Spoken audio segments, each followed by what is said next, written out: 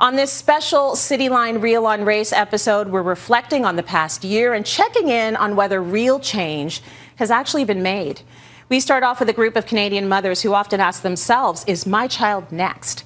Please welcome B. Kwame, Tanya Hayles, and Heather Greenwood Davis. Good to see all of you. And I want to start off with you, Heather, because you are going through what I'm going through right now. Your boys have gone from being, these sweet little boys to turning into teens and young adults, and that's when it gets scary. I feel like that's when it gets scary for us. So how are you dealing with the level of fear about having them potentially targeted? They probably already have been targeted. How do you deal with that? Yeah, the level of fear definitely hasn't changed over the years. It's increased, if anything. I've now got an 18-year-old and a 16-year-old, and those fears that I've had when they were little about what was to come are, just growing as they go older. I mean, the one thing I would say about what's happening now is that at least we're having conversations like this. For a long time, these conversations were only happening in my family or in my community, and it's really great to see that they're happening on this kind of platform. Would you say, Heather, that it is harder for Black children now, or it was harder when we were young? Yeah, I don't know if it's harder. I think it's different. So I think when we were young, our parents were our one source of information, and they were, they brought us the news of the day pretty much. I used to watch the 6 o'clock news with my parents, but other than that, I was pretty sheltered. Kids now are getting it on every platform all the time. And so I just find that, as parents, we have to work a lot harder to make sure that they are getting something to counteract that they're actually getting information about how valued they are from people who actually care about them. Tanya, I want to talk to you now, and I'm going to ask you the same. Can you share your level of fear right now raising your son, and has that elevated with the murder of George Floyd, or has it always been there and it continues to be there?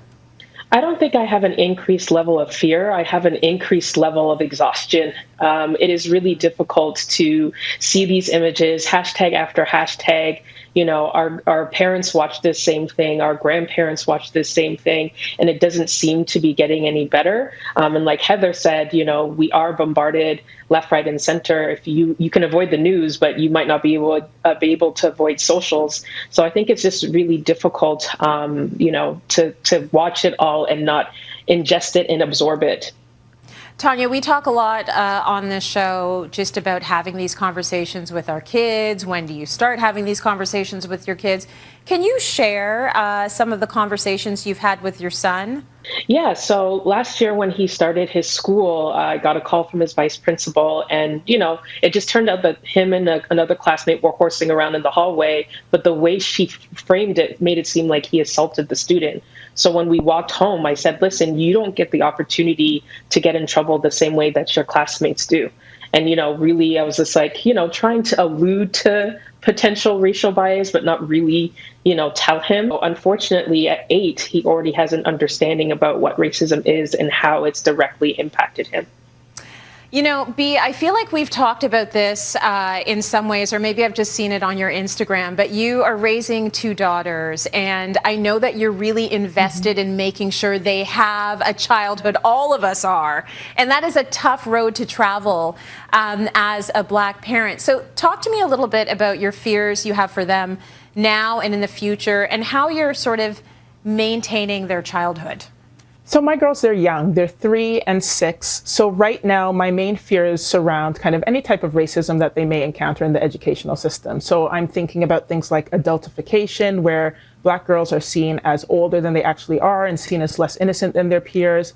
I'm thinking about biases that lead to the disproportionate rates of Black students being disciplined or suspended or expelled. So those are the things that I'm really cognizant of right now.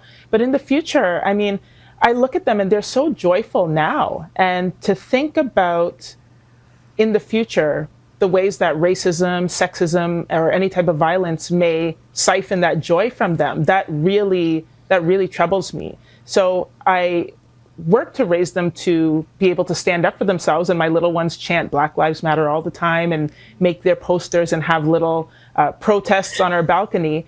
But I also raise them to be joyful and hold on to that joy and that happiness for as long as they can. Part of what you want to do is have them hold on to the fact that the problem has never been about them. And I think that is such an important lesson for us to pass on to our kids. So what is it that you want your girls to just always keep in mind when they are out there growing and evolving in the world? I want them to know that, exactly as you said, Blackness is not the burden. The burden is living in an anti-Black society.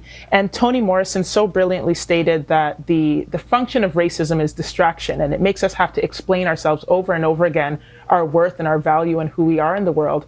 And I want my girls to know as they grow and move through the world that their Blackness is not a deficit. So if there's going to be a lens of critique placed anywhere, it needs to be placed externally and not internally. I never want them to internalize any type of ideas of lack or deficiency because of their Blackness, and instead look at the world they're living in and demand that the world explains why they're anti-Black, and move through the world with that type of confidence. Yeah, good lesson. Heather, I'm going to go back to you for a moment because you're not only raising Black boys, you're raising activists. So they are in the community and they're speaking up, and like I beam with pride for them, like they are my boys. But does it concern you at all? Because I know even for me at my age, for my parents seeing me take shots because I am publicly talking about these things, and it still bothers them. So does it bother you at all that they are occupying those spaces? Of course, it bothers me that someone out there might be thinking less of them, that someone out there might wish them harm, of course. But I think what they're doing is so important. And one of the things we've really stressed here is that they need to be really confident in their voice and confident in themselves and value themselves and know where to place value. Absolutely. All great information from all of you. Thank you so much for being here and sharing your experiences with us. I really appreciate it.